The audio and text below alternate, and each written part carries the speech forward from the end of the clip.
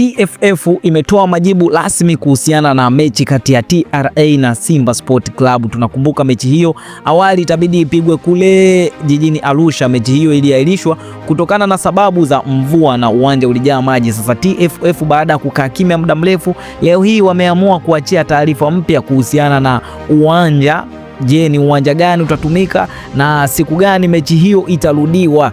Taarifa zote tunakuletea hapa Tubone Media. Kitu ambacho unatakiwa kufanya ni kukaa nasi mwanzo mpaka mwisho, lakini pia nikukumbushe tu, wewe kama ni mgeni na ni mara yako ya kwanza unatuangalia, hakikisha umesubscribe na kubonyeza alama ya kengele, kwani haya na mengine mengi ya kimichezo zaidi utayapata kupitia hapa Tubone Media. Kwa kusubscribe utakuwa umejiunga na familia hii ya michezo na burudani. Sasa leo tunaenda kutazama mjini TFF ambao wamekuja na taarifa mpya kuhusiana na mchezo wa TRA dhidi ya Simba Sport Club. Na tukumbukwe hapo awali mchezo huu ulikuwa unawakutanisha TRA United dhidi ya Simba Sport Club. Tunakumbuka TRA United ndio wenyeji wa mchezo huu ambao ulipangwa ufanyike kule jijini Arusha, ambapo Simba walisafiri kutoka Dar es Salaam kuifuata TRA United kule Arusha, lakini kutokana na weather condition, yani hali ya hewa, mvua kubwa sana ambayo ilinyesha kule jijini Arusha, ambayo ilipelekea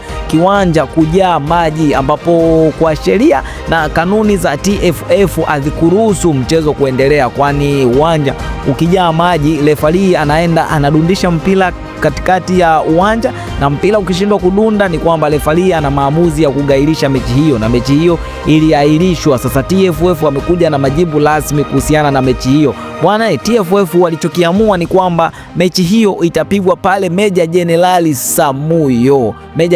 Samuyo, na mechi hiyo itapigwa tarehe 22, na hiyo ndo uwanja, taarifa ya uwanja kwamba ni Meja Jenerali Samuyo, lakini muda ni kwamba ni saa 10 kamili za jioni. Muda huo ndo ambapo utapigwa mechi hiyo ya NBC Premier League kati ya Simba na TRA United. Sasa baada ya kuahirisha game hiyo tu wanakutana Meja Jenerali Samuyo. Je, nani ataibuka kidedea pale? Taarifa gani ambazo zitaendelea? Zote tutakuletea hapa Tubone Media. Ili kuendelea kupata update kama hizi za kimichezo kutoka kwetu, hakikisha umesubscribe na kubonyeza alama ya kengele. Mimi ni Tubone Media, hadi wakati mwingine, bye bye.